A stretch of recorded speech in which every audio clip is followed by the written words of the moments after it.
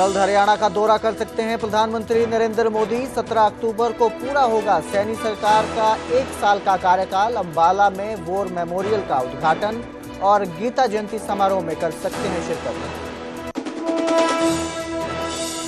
झज्जर गुरुग्राम मार्ग पर निजी बस और ट्रक की भीषण टक्कर। हादसे में करीब 4 दर्जन लोग हुए घायल, 4 गंभीर, पीजीआई रोहतक किए गए रेफर। हरियाणा में सड़कों की मुरम्मत होगी आसान। सीएम नायब सैनी पंचकुला में करेंगे हमारी सड़क ऐप की शुरुआत। ऐप पर आम नागरिक कर सकेंगे टूटी सड़कों की शिकायत।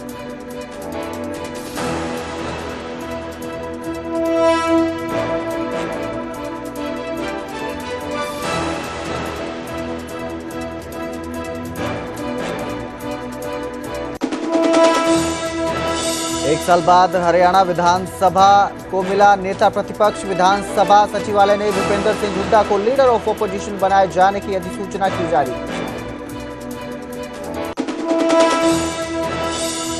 ऑस्ट्रेलिया दौरे के लिए टीम इंडिया का ऐलान। शुभमन गिल को वनडे में भी मिली कप्तानी। रोहित और कोहली भी स्क्वाड में शामिल।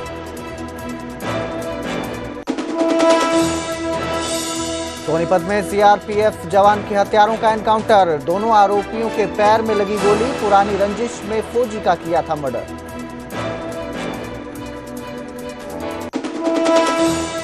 हेडलाइंस के प्रायोजक पतंजलि गाय का घी, माँ का भरोसा, प्यार से परोसा।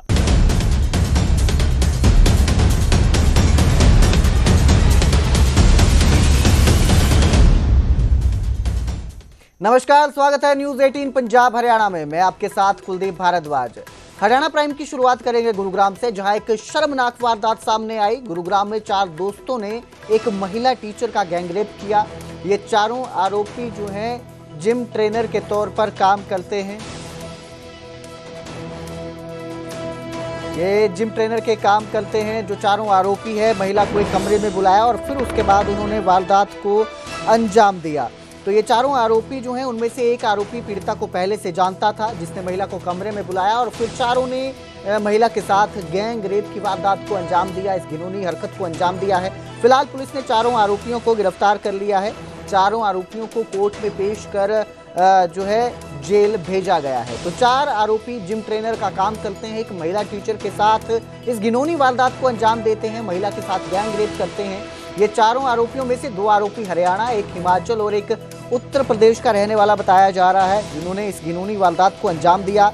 गुरुग्राम साइबर सिटी जिसे कहते हैं, मिलेनियल सिटी के तौर पर जिसे जाना जाता है, वहां पर एक महिला टीचर के साथ ऐसी वारदात को अंजाम दिया जाता है। और जो इस वारदात को अंजाम देने वाले हैं वो एक जिम में ट्रेनर का काम करते हैं। चारों दोस्त हैं, चारों जिम में ट्रेनर का काम करते हैं, जिनमें से एक को महिला पहले से जानती थी, जिसके बाद वो महिला को कमरे में लेकर जाते हैं और चारों ने गैंग रेप की वारदात को अंजाम दिया। फिलहाल पुलिस ने चारों आरोपियों को गिरफ्तार कर लिया है, जिसमें से 2 आरोपी हरियाणा, एक हिमाचल, एक उत्तर प्रदेश का रहने वाला बताया जा रहा है। अपराधियों को कोर्ट में पेश कर जेल भेजा गया है। तो गुरुग्राम में ये वारदात सामने आई है, एक महिला से गैंग रेप की वारदात।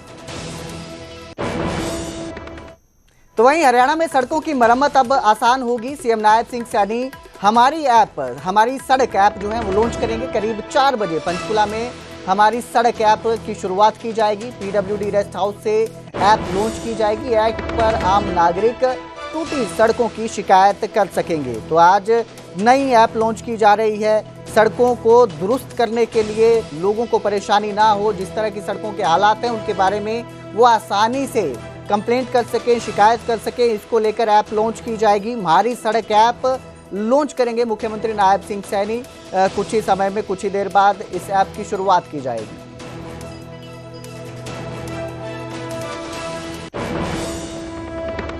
तो वहीं प्रधानमंत्री नरेंद्र मोदी जल्द हरियाणा का दौरा कर सकते हैं। 17 अक्टूबर को सैनी सरकार का 1 साल का कार्यकाल पूरा होगा। वहीं अंबाला में वॉर मेमोरियल का उद्घाटन भी प्रधानमंत्री मोदी कर सकते हैं। गीता जयंती समारोह में भी शामिल हो सकते हैं प्रधानमंत्री नरेंद्र मोदी। हरियाणा सरकार के कार्यक्रमों में शिरकत करेंगे, इसकी संभावना भी जताई जा रही है। हालांकि नरेंद्र मोदी कब हरियाणा का दौरा करेंगे। नवंबर में उम्मीद जताई जा रही है कि जो है नवंबर के करीब प्रधानमंत्री नरेंद्र मोदी हरियाणा का दौरा करेंगे। तो कब ये दौरा करेंगे, इसकी तारीखों को लेकर अभी संशय बरकरार है, लेकिन जल्द ही प्रधानमंत्री नरेंद्र मोदी हरियाणा का दौरा कर सकते हैं। और हरियाणा का दौरा जब भी प्रधानमंत्री ने किया है, कुछ ना कुछ सौगात हमेशा हरियाणा के लिए लेकर आए हैं। तो इस बार भी उम्मीद है कि इनका दौरा हरियाणा के लिए एक बड़ी सौगात भी लेकर आ सकता है।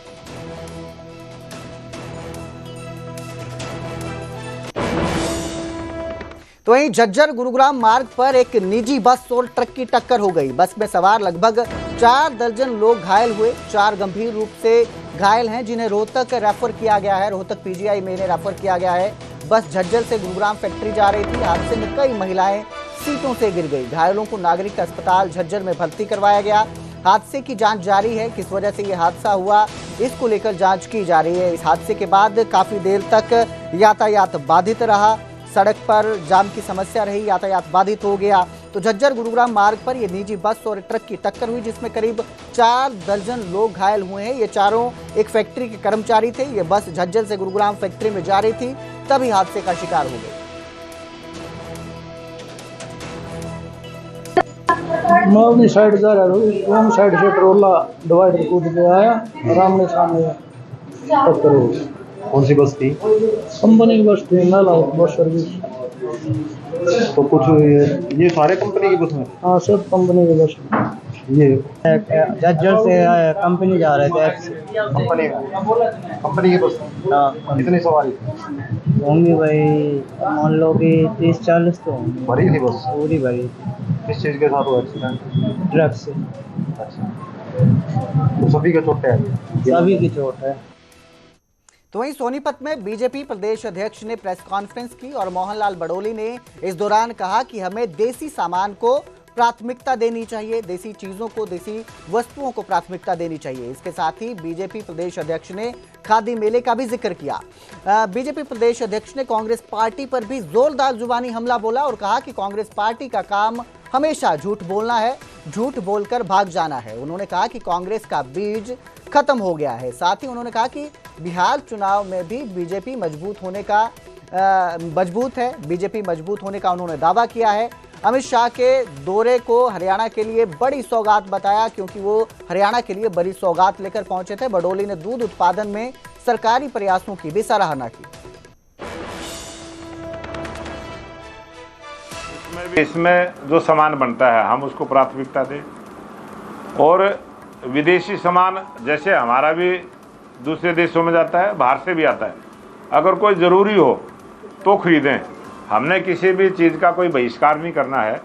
हमने अपने स्वदेश में बनी हुई चीज़ों को बढ़ावा देना है, उनको प्राथमिकता देनी है, ये हमारा निवेदन है। सर, कल अमित शाह जी भी आए थे हरियाणा के दौरे पर, तो कितना महत्वपूर्ण मानते हैं उनके दौरे को हरियाणा? देश के गृह और सहकारिता मंत्री का हरियाणा में आना, और वो जब भी आते हैं, जब हरियाणा को बड़ी सौगात दे के जाते हैं, और सहकारिता को लेके जिस प्रकार से दूध उत्पादन करने वाले किसान हैं, और हरियाणा सरकार को भी मैं बधाई देता हूं कि दूध उत्पादन करने वाले किसानों को हरियाणा सरकार भी 30,000 रुपये सब्सिडी देने का काम करती है। कांग्रेस के लिए कोई नई बात नहीं है, वो वीडियो वायरल करना भी कांग्रेस का काम है, और जिस प्रकार के काम कांग्रेस के लोगों ने किए हैं वो कांग्रेस के नेता बता रहे हैं। उसके बारे में अभी उनको महीना 20 दिन जब हो जाएगा, फिर उसके बाद उनके काम के ऊपर हम टिप्पणी करने का काम करेंगे। उनको मौका कांग्रेस पार्टी ने दिया है, वो पहले अच्छे से काम करें, अपने पैर जमाएं। तो वहीं नीलो अध्यक्ष अभय चौटाला ने भी कांग्रेस पर हमला बोला और कहा कि कांग्रेस पर सत्ता में मिले होने के आरोप लगाए। कांग्रेस के लोग भाजपा की मदद करते हैं, अभय चौटाला का ये कहना है। उन्होंने कहा कि कांग्रेस के लोग बीजेपी को बचाने का काम करते हैं। कांग्रेस ने भ्रष्टाचारियों को आगे बढ़ाया है। 7 अक्टूबर को रोहतक में इनेलो के कार्यकारिणी की बैठक है। पीएम और गृह मंत्री हरियाणा के दौरे से जनता का विश्वास जीतने का प्रयास करेंगे। तो ये एक हमला है, कांग्रेस पर हमला किया है अभय चौटाला ने, और कहा कि कांग्रेस और बीजेपी आपस में मिले हुए हैं। कांग्रेस जो है वो बीजेपी की मदद करती है।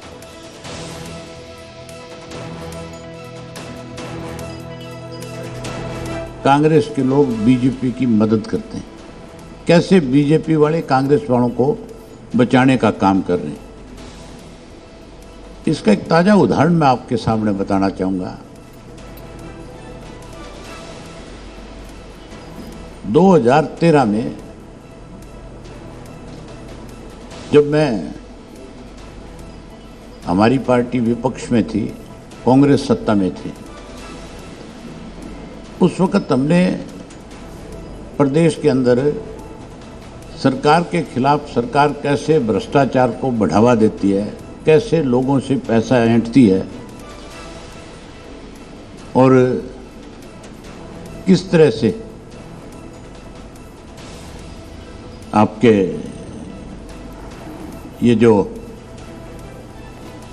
अलग अलग लाइसेंस जो इशू होते हैं हुड्डा के और दूसरे डिपार्टमेंट के, वो कैसे उनको उन्होंने सेल किया। और अब जिक्र करेंगे नारनौल का, जहां ओडी कार ने साइकिल सवार को टक्कर मारी और इस हादसे में 15 साल के साइकिल सवार कुलदीप की मौके पर ही मौत हो गई। घायल किशोर को अस्पताल ले जाया गया, लेकिन अस्पताल में उसे डॉक्टरों ने मृत घोषित कर दिया। हादसे के बाद कार ड्राइवर मौके से फरार हो गया है। पुलिस ने ओडी कार को कब्जे में ले लिया है। वहीं पुलिस जानकारी मिलने के बाद मौके पर पहुंची, कार को कब्जे में लेकर आरोपी ड्राइवर की तलाश में जुटी हुई है। तो ये हादसा हुआ, ओडी कार ने साइकिल सवार को टक्कर मारी, जिसमें 15 साल के कुलदीप की मौके पर ही मौत हो गई।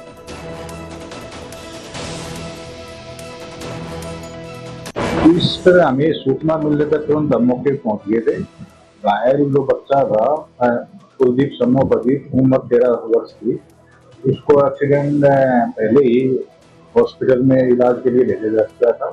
जो दौरान इलाज उनकी मौके डेथ हो गई, जिस पर हमने FIR दर्ज कर दी थी और एक्सीडेंट करने वाली गाड़ी ओडी को कब्जा दे दिया गया और ड्राइवर को शीघ्र उसको गिरफ्तार कर दिया।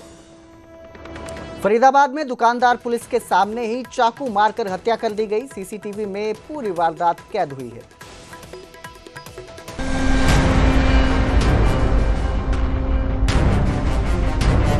बसेल्वा कॉलोनी गली नंबर 6 के चौक पर बीती रात इंसानियत को झकझोर देने वाली वारदात सामने आई। परवीन, जो पनीर की दुकान चलाता था, पास ही की एक दुकान से सामान ले रहा था। तभी कुछ लड़कों से मामूली कहासुनी हुई और ये कहासुनी उसकी जान पर बन आई। लड़कों ने परवीन पर ताबड़तोड़ चाकुओं से वार कर दिया। सीसीटीवी में साफ देखा जा सकता है कि परवीन अपनी बाइक पर बैठा था और जैसे ही उसने हेलमेट पहना, हमलावरों ने उस पर हमला कर दिया।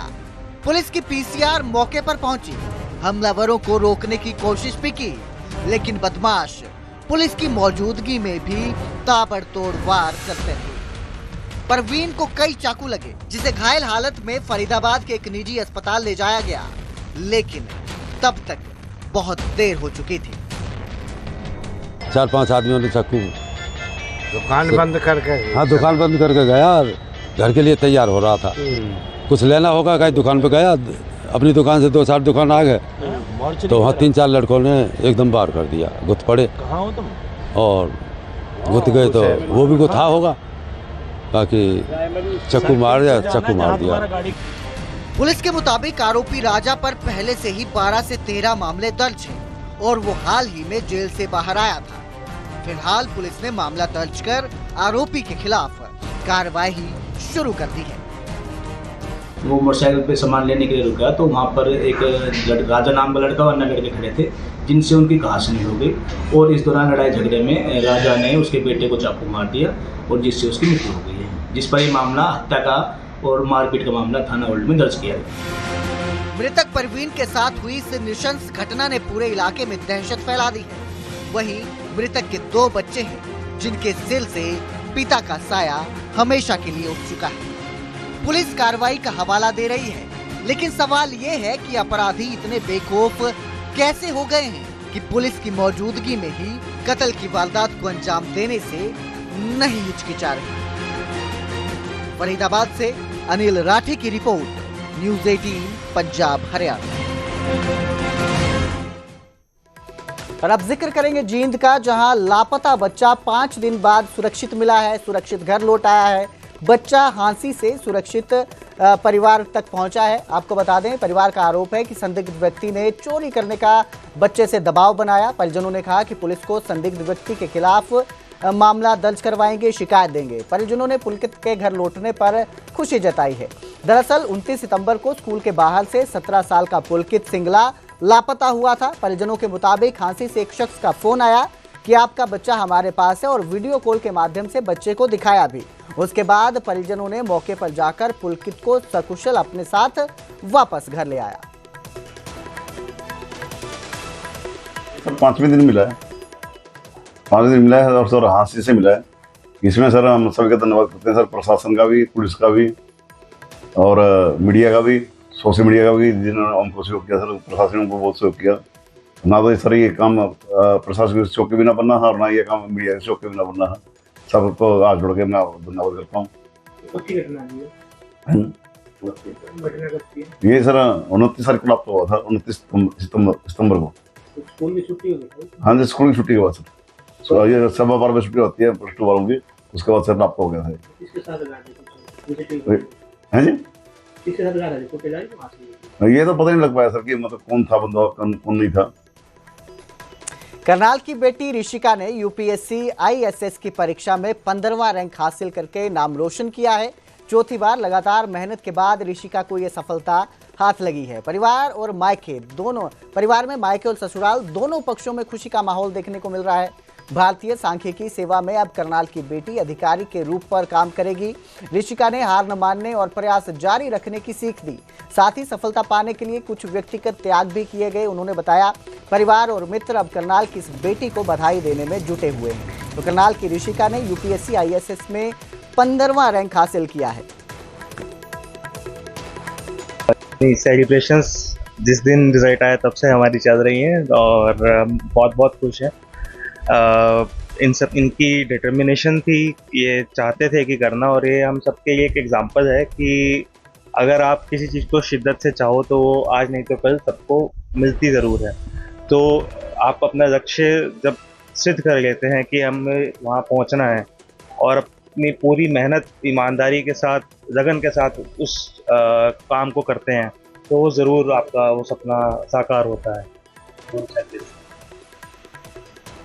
गोहाना STF ने 5 करोड़ की फिरौती मामले में कार्रवाई की और 3 मुख्य फरार आरोपियों को मुठभेड़ में गिरफ्तार कर लिया है। 2 बदमाश घायल हुए हैं एनकाउंटर में, जिनका अस्पताल में इलाज चल रहा है। पुलिस ने मौके से 2 देसी पिस्टल और गाड़ी भी बरामद की है। वहीं पहले से पकड़े गए आरोपी सहित अब इस पूरे मामले में 8 आरोपी गिरफ्तार हो चुके हैं। फरार बदमाशों पर पहले भी कई आपराधिक मामले दर्ज थे। पुलिस सभी आरोपियों से पूछताछ कर कानूनी कार्रवाई कर रही है। हाँ, रात में हमारे पास एक इन्फॉर्मेशन आई थी जिसमें मैं और STF सोनीपत की टीम दोनों ने काम किया और 3 आरोपी जो अपहरण का केस है, 5 करोड़ की फिरौती मांगी थी, 338 नंबर मुकदमा है PS बड़ौदा में। उस केस में 3 मुख्य आरोपी थे, जिसमें सबसे मेन कपिल था और दीपक, और तीसरा था साहिल खान। ये तीनों गाड़ी में भागने के हमारे पास मुखबिरी आई थी, जिस पर STF और हमने काम करते रात में इनको रोकने की कोशिश करी तो उन्होंने पुलिस पर फायरिंग कर दी, जिसकी जवाबी कार्रवाई में इनको भी हमने भी गोलियां चलाई, जिसमें दोनों कपिल और दीपक को गोलियां लगी हैं टांगों में। CRPF जवान कृष्ण हत्याकांड के आरोपी गिरफ्तार कर लिए गए हैं। गोहाना क्राइम ब्रांच और बदमाशों के बीच मुठभेड़ हुई, जिसमें दोनों बदमाश निशांत और अजय के पैर में गोली लगी। 28 जुलाई को जवान कृष्ण की हत्या की गई थी। पुलिस ने दोनों पर 5000 रुपए का इनाम रखा था। मुठभेड़ के बाद दोनों को अस्पताल में भर्ती करवाया गया है। तो यह कृष्ण के जो आरोपी थे, जिन्होंने उसकी कत्ल की वारदात को अंजाम दिया था, एनकाउंटर के बाद दोनों को गिरफ्तार कर लिया है। पुलिस ने दोनों आरोपियों पर 5000 रुपए का इनाम भी रखा था।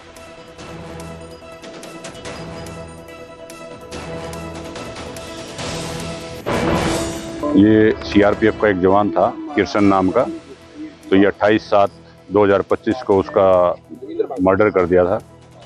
ये 2 लड़के थे, इन्होंने गोली मारी थी उसको और ये तभी से फरार चल रहे थे। इन पे 5-5 हज़ार रुपये का इनाम भी था। पहले भी इनका क्रिमिनल हिस्ट्री रही है। ये निशांत और अजय, और जो मृतक था वो कृष्ण था, जो CRPF में नौकरी करता था। और जो इन्होंने आज जो पुलिस के साथ मुठभेड़ हुई है, तो पुलिस की पार्टी पे भी इन्होंने फायर किया है, जो आज मुठभेड़ के दौरान इनको गोली लगी है। और ये हमारा इंस्पेक्टर अंकित CIA वाला इसकी टीम थी जिन्होंने ये दोनों को राउंड अप किया है। और ये किर्सन और निशांत का पहले भी काफ़ी क्रिमिनल हिस्ट्री रही है, मर्डर और अटेम्प्ट टू मर्डर के काफ़ी मुकदमे दर्ज हैं।